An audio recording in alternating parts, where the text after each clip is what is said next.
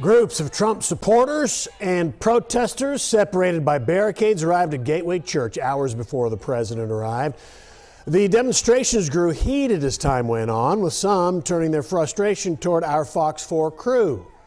David Santendry continues our coverage to show us what happened out there tonight. David. Yes, Steve, and the president's supporters were far outnumbered by protesters here today. We did not see any sort of violence. That is, we did not see any sort of violence from either side. We did, however, see a lot of raw emotion, frustration, anger. A lot of people want to see change, and they took this opportunity with the president in town to take to the streets. 8 minutes and 46 seconds. That's the length of time it took for George Floyd to be killed, a knee to his neck while in police custody. It's also the length of time protesters blocked the residential intersection of Churchill Way and Archdale Drive in North Dallas Thursday evening. A few minutes earlier, President Donald Trump left Gateway Church for a meeting with faith and community leaders. He was met with dozens of supporters. I want to show him support and know that he has support out here. He was also met with hundreds of protesters. We should not be out here protesting for the lives of our own American citizens. Many who want him to say, Black Lives Matter. I would love to hear him say that and then pass policies that reflect that. Pastor Frederick Haynes, who once served as an advisor to President Obama, was not invited to the meeting with other faith leaders. He's calling for certain defunding of police departments. Public safety does not come through policing and controlling.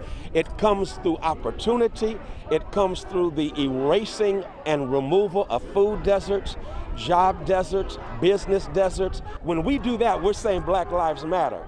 When we don't do that, we're saying only policing those Black Lives Matter. Others are backing the blue. The fear that they live with and lack of respect, that's not the way we accomplish getting things done. We came out here, first of all, to say that all lives matter. Blue lives matter, all lives matter, and I'm out here to show that. We asked people for their reaction to the video of George Floyd being killed. People standing on the president's supporting side. You don't put a knee on a guy's neck anyway, particularly when you've already got him subdued. And one standing on the protesting side. My first reaction when I first saw it was honestly very empty. I felt like I didn't feel anything. Dante Quinn says he felt empty. He went on to say that later it hit him and he realized he'd been numbing himself to certain social issues for years. But it hit me later, once I really decided to feel what I was feeling. But some protesters didn't appreciate his comments. Just in recognizing that, I recognize that's my courage. That's our courage as a whole. That's who we are. Especially when he said there's courage on both sides of these debates. I see both sides. Once you see one side and you see the other side, you see both sides, and eventually you see no side. So why are you here? Why are you here? Organizers of the protest stepped in the middle of our interview and stopped it. They asked us to leave and directed some language at us we can't say on TV. They didn't feel Quinn was representing their level of frustration with social injustices. Black Lives Matter! We spoke with an organizer, offering to hear and broadcast her feelings, but she declined. One gentleman who stepped in the middle of our interview agreed. Not just about police brutality. I'm here also to talk about the economic wealth. How come black people are getting killed? And not only how black people are getting killed, how come black people are getting jailed? How come black people's neighborhoods are defunded compared to all these white people? And DPD says no arrests or citations were handed out on either side of today's organizing. Steve, back to you. All right, David, I want to ask you a few questions about what you were in the middle of. I've been to enough protests with counter-protests, and there's not a lot of listening that goes on there. It's mostly back and forth yelling. Was that part of the problem maybe? Because I thought Dante Quinn was trying to add some depth, and that when he said I didn't feel anything, that's not where he wanted to stop. But I'm wondering if that's what they heard initially and they just didn't like anything he had to say from there. Was that your feeling, or is there more to it? What are we missing? Well, I can't put myself in their shoes. I can only speak for myself, what I saw, what I heard, what I felt.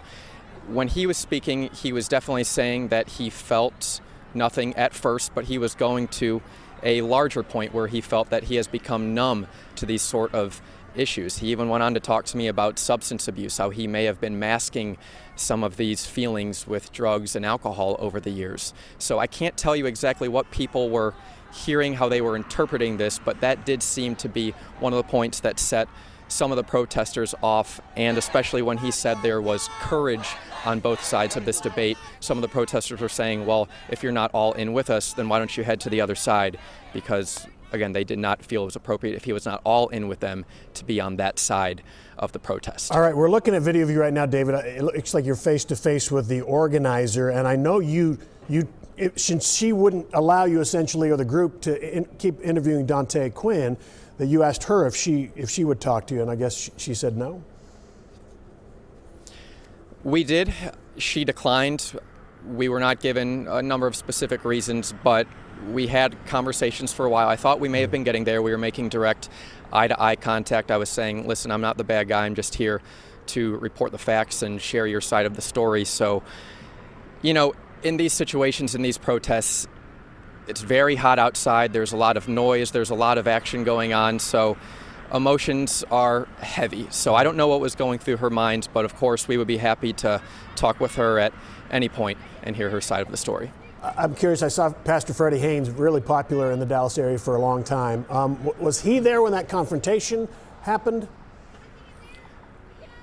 I did not see him at that point. We spoke to him, I want to say, about 5-10 minutes before all of that happened. Of course, he is a very popular figure around DFW. We've seen him out at a number of these organizing events, protests, but he was not there in that moment, from what I saw. All right, one last question. Dante Quinn, we saw the group kind of converge on him and ask him a lot of questions. Did you talk to him after? Did he feel okay about how it went? Do you have any idea about that?